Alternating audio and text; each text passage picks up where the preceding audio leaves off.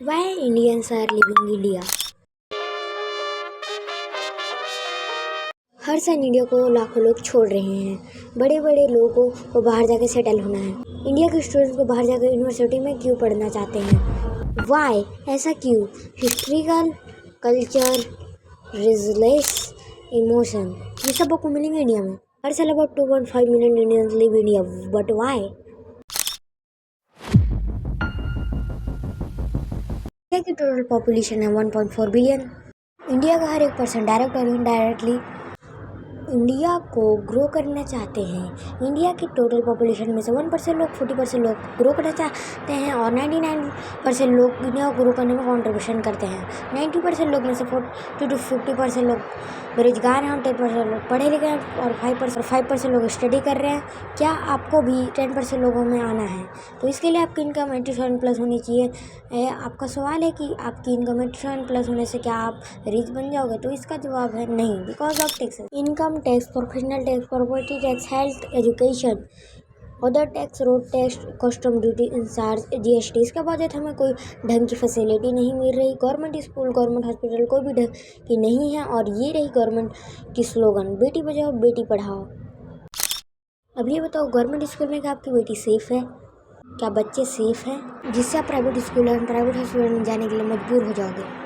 अब सवाल ये आता है कि इतना सारा पैसा जाता कहाँ है? बचपन में हम जब छोटे थे तो अपने देश को छोड़ के जाने का ना सोचते थे तो हमें रोना आ जाता था और हम सोचते थे यार ये लोग इतने अच्छे देश को क्यों छोड़ के जा रहे हैं। और आज हमें समझ आ रहा है। मैं समझाता हूँ। मान लो कि आपने अपने जेब से 50,000 लगा के टी-शर्ट की कंपनी खोली जहाँ सरकार आपको किसी भी तरीके का हेल्प नहीं करेगा। आपको कितना भी लॉस होगा आपको ही बनना पड़ेगा और आपको प्रॉफिट हुआ तो आधे ज़्यादा से सरकार ही ले लेगा। जैसे कि आप एक टी-शर्ट 1,000 में बेच रहे हो तो आज पे 12% GST लगेगा और बचे 38% भी आपको और वहाँ से 30% प्रॉफिट। तो आपके लिए नेट वर्थ में से 30% टैक्स सरकार को ही देना पड़ेगा। हॉस्पिटल ले जाने के लिए एम्बुलेंस तो ले जाएगा कैसे?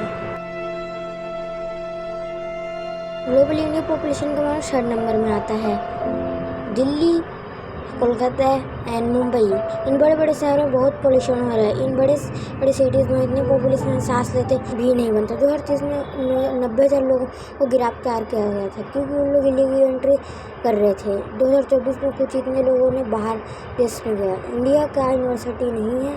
आंसर है कॉलेज तो है लेकिन वो काम का नहीं है क्योंकि इंडिया में प्रैक्टिकली ज़्यादा थ्योरी में माना जाता है जिससे स्टूडेंट पर बहुत इफेक्ट पड़ता है।